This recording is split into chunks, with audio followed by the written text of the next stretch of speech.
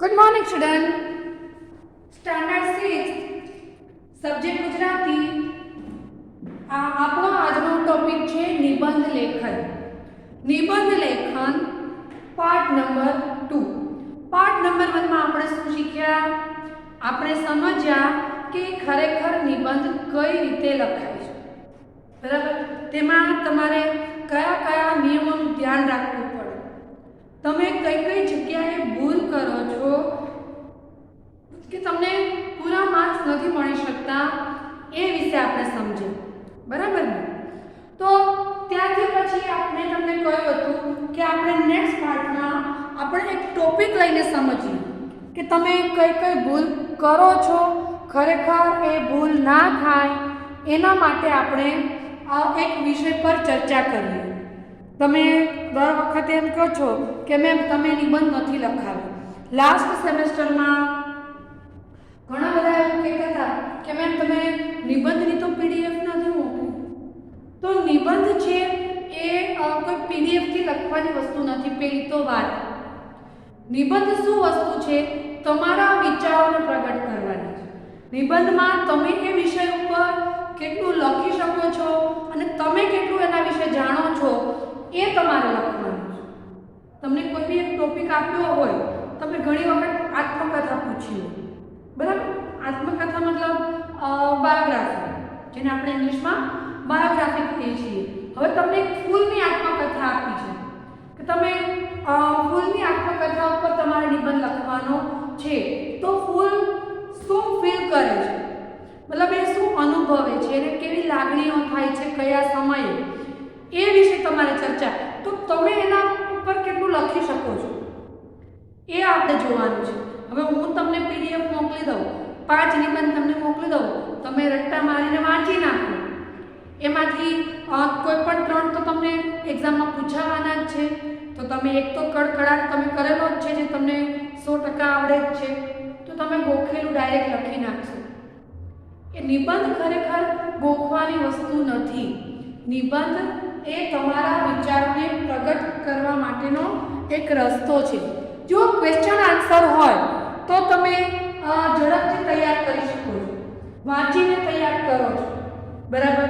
Question આન્સરની સાથે સાથે આપણે જુઓ પુનરાવર્તનનો એક ટોપિક કરો, તો જો તમને યાદ હોય તો નરેન્દ્રની નિડરતા, ત્યારબાદ કાંગસા ગામની વિગત વિશે આપણે લખવાનું હતું, એવા 3 ટોપિક તમને આપ્યા હતા, તો એ તમે વાંચીને તૈયાર કરી શકો, વાંચીને તૈયાર કરી શકો છો। પણ જ્યારે નિબંધ એવી વસ્તુ છે કે તમે કેટલું તમને કેટલી એના વિશેની માહિતી છે તમારી પાસે એ જાણવાનું, મૌલિકતા, અને તમે તમારા વિચારોને કઈ રીતે લખી શકો છો એ જોવાનું છે। તો નિબંધ એ કોઈ પીડીએફની વસ્તુ નથી કે હું તમને લખીને પીડીએફ સેન્ડ કરી દઉં અને તમે એને વાંચી નાખો અને તૈયાર કરી લો। નિબંધ એ ખરેખર તમારી મૌલિકતા પ્રગટ કરવાની છે નિબંધમાં, બરાબર? કે તમે એના વિશે કેટલું વિચારો છો, કેટલું જાણો છો અને કેટલું સમજો છો। અહીંયા હું તમને એક ટોપિક લખી અને સમજાવીશ કે નિબંધ કઈ રીતે લખી શકાય, બરાબર? તમે કઈ રીતે એ નિબંધને લખી શકો છો એ વિશે હું તમને અત્યારે એક ટોપિક લઈને સમજાવીશ। પછી આગળ તમને જ્યારે બી કોઈ પણ ટોપિક પૂછવામાં આવે તો તમારે એને જાતે તૈયાર કરવાનો રહેશે। એની તમને કોઈ પીડીએફની કે કોઈ કોપી મોકલવામાં આવશે નહીં। તમારે એમાં તમારી મૌલિકતા, તમારા વિચારોને તમારે લખવાના રહેશે, કારણ કે નિબંધ તમારે જાતે લખવાનો છે, નહીં કે મેડમ લખાવે। હે, લાસ્ટ યર જ્યારે તમે 5th હતા ત્યારે એ તમારા માટે ફર્સ્ટ ટાઈમ વસ્તુ હતી, એટલે મેં અમુક નિબંધો તમને લખાવેલા હતા। હવે તમે એક સ્ટેપ આગળ આવી ગયા, બરાબર ને? હવે તમે કયા સ્ટાન્ડર્ડમાં આવી ગયા? 6માં।